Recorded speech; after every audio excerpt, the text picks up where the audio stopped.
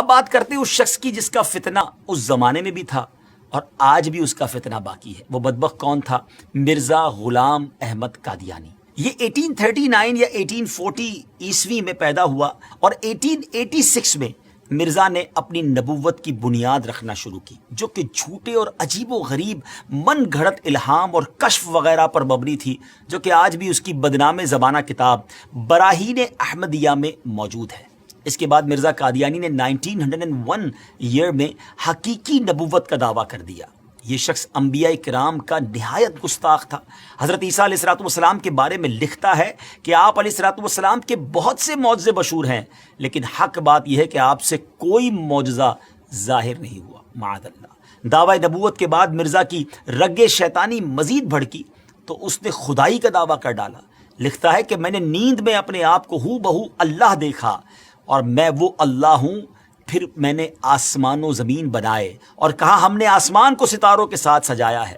استغفر اللہ، استغفر اللہ۔ دیگر جھوٹے نبوت کے دعوے داروں کی طرح مرزا غلام قادیانی نے بھی کچھ پیشن گوئیاں کی تھیں، مگر ان کا انجام مسیلمہ کذاب کی طرح ہی ہوا۔ چند باتیں بتاتا ہوں اس بارے میں کہ نمبر 1، اس نے اپنے لیے ایک لڑکے کی پیشن گوئی کی کہ کہا تھا کہ انبیاء کا چاند ہوگا اور بادشاہ اس کے کپڑوں سے برکت لیں گے، مگر اس کے ہاں لڑکی ہو گئی تو اس پر کہنے لگا کہ وہی سمجھنے میں غلطی ہو گئی ہے، اب کی بار جو بچہ پیدا ہوگا وہ لڑکا جو ہے وہ انبیاء کا چاند ہوگا۔ اس بار بیٹا تو ہوا مگر چند روز بعد ہی مر گیا۔ بادشاہ تو دور کی بات ہے، کسی محتاج نے بھی اس کے کپڑوں سے برکت نہ لی۔ نمبر 2، اس نے ایک اور پیشن گوئی کی کہ آسمانی بیوی کی پیشن گوئی کی اور اپنی چچا زاد بہن احمدی کو خط بھیجا کہ اپنی بیٹی محمدی بیگم میرے نکاح میں دے دے۔ اس نے صاف انکار کیا، اس پر دھمکیاں دی اور پھر کہا کہ وہی آ گئی ہے، ہم نے تیرا نکاح اس سے کر دیا ہے، اور یہ کہ اس کا نکاح اگر تو دوسری جگہ کرے گی تو 2.5 یا 3 برس کے اندر اس کا شوہر مر جائے گا۔ مگر اس خدا کی بندی نے اس بدبخت کی ایک نہ سنی اور سلطان محمد خان سے نکاح کر دیا۔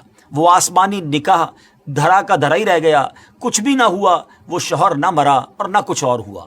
اللہ اکبر۔ ناظرین، جھوٹوں کا یہی انجام ہوتا ہے۔ بہرحال مرزا غلام احمد قادیانی نے قانون کا امتحان دیا، لاء کا امتحان دیا، ٹیسٹ دیا، مگر فیل ہونے پر تعلیم سے اس کا دل اچاٹ ہو گیا۔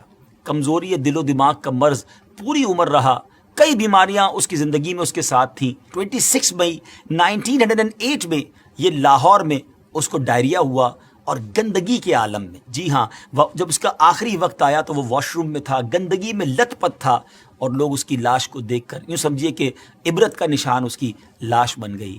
ناظرین، یہ ہے جھوٹے نبی کا انجام۔ ہم سب کو یقیناً یہ یقین ہے، ہمارا ایمان ہے کہ ہمارے آقا علیہ الصلوۃ والسلام ہی آخری نبی ہیں، اور خود نبی پاک علیہ الصلوۃ والسلام نے جو فرما دیا لا نبی بعدی، میرے بعد کسی نبی نے نہیں آنا، اور یہی ہمارا ایمان، یہی ہمارا بلیف ہے۔ لیکن ایک بات یاد رکھنی ہے کہ اس طرح کے دعوے کرنے والے، اس طرح کی جرت کرنے والے، اس طرح کا کلیم کرنے والے لوگ اور بھی آئیں گے، کیونکہ علماء کرام نے نبی پاک علیہ الصلوۃ والسلام کی احادیث سے جو ایکسٹریکٹ کیا ہے، جو شرح بیان کی ہے، وہ یہی ہے کہ قیامت سے پہلے اور بھی نبوت کے دعوے دار آئیں گے۔ ہو سکتا ہے اس دور میں، ہو سکتا ہے کچھ دنوں کے بعد یا کچھ سالوں کے بعد، لیکن مسلمانوں کا شروع سے یہ عقیدہ رہا کہ ان جھوٹے دعوے داروں کی طرف کوئی توجہ نہیں کرنی۔ ہم سب کا عقیدہ، ہمارا بلیف اتنا مضبوط ہونا چاہیے، اور ہے الحمدللہ کہ ہمارے آقا علیہ الصلوۃ والسلام ہی آخری نبی ہیں۔ کیا خوبصورت قرآن پاک کی سورہ احزاب کی آیت نمبر 40 ہے نا، اللہ تعالیٰ قرآن مجید میں کیا ارشاد فرماتا ہے؟